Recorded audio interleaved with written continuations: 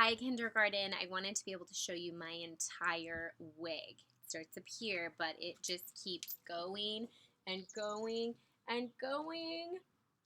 It's kind of a Rapunzel wig, I think.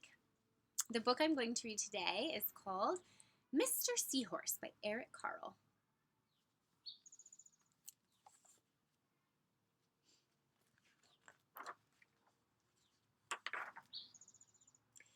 Mr. and Mrs. Seahorse drifted gently through the sea.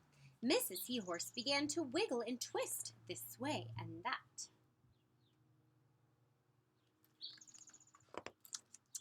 "It's time for me to lay my eggs," she said. "Can I help?" asked Mr. Seahorse.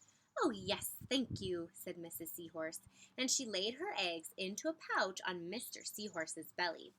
"I'll take good care of our eggs," said Mr. Seahorse. "I promise."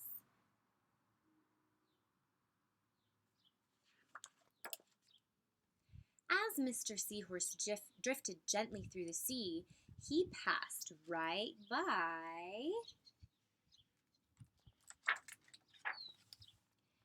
a group of trumpet fish hidden in a patch of reeds.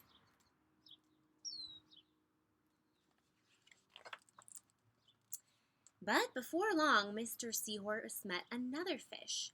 "How are you, Mr. Stickleback?" asked Mr. Seahorse. "Delighted," replied Mr. Stickleback. "I just built a nest, and right away Mrs. Stickleback laid her eggs into it. Now I am taking good care of them until they hatch. Keep up the good work," said Mr. Seahorse, and swam on his way.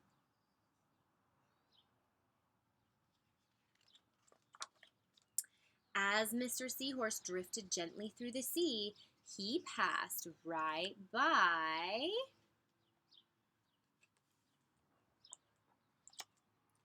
a lionfish hidden behind a coral reef.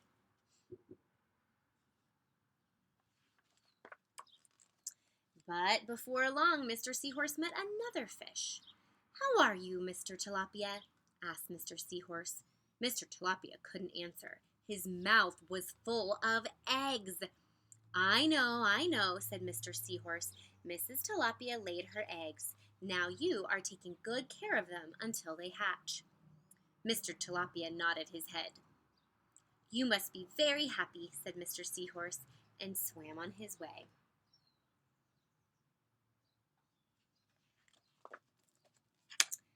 As Mr. Seahorse drifted gently through the sea, he passed right by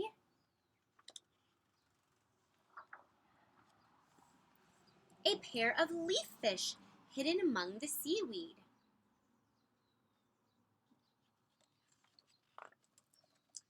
But before long, Mr. Seahorse met another fish. "How are you, Mr. Curtis?" asked Mr. Seahorse. "Perfectly fine," replied Mr. Curtis. "Mrs. Curtis laid her eggs, and I have stuck them on my head. Now I am taking good care of them until they hatch." "You are doing a good job," said Mr. Seahorse, and swam on his way.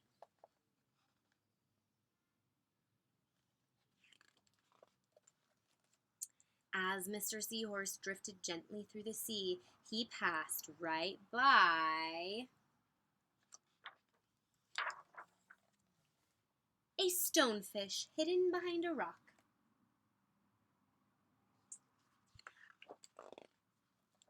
But before long, Mr. Seahorse met another fish. "How are you, Mr. Pipe?" asked Mr. Seahorse. "Couldn't be better," replied Mr. Pipe. "Mrs. Pipe laid her eggs along my belly. Now I am taking good care of them until they hatch." "You should feel proud of yourself," said Mr. Seahorse, and swam on his way.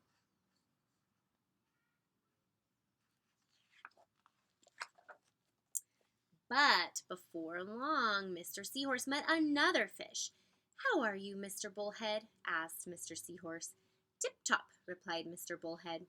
"Mrs. Bullhead laid her eggs, and the eggs hatched. Now I'm babysitting." "You are doing a fine job," said Mr. Seahorse, and swam on his way.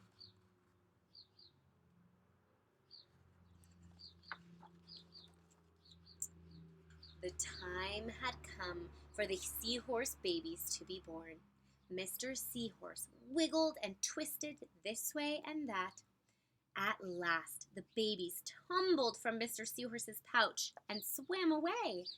One baby turned around and tried to come back into the pouch. "Oh, no," said Mr. Seahorse. "I do love you, but now you are ready to be on your own."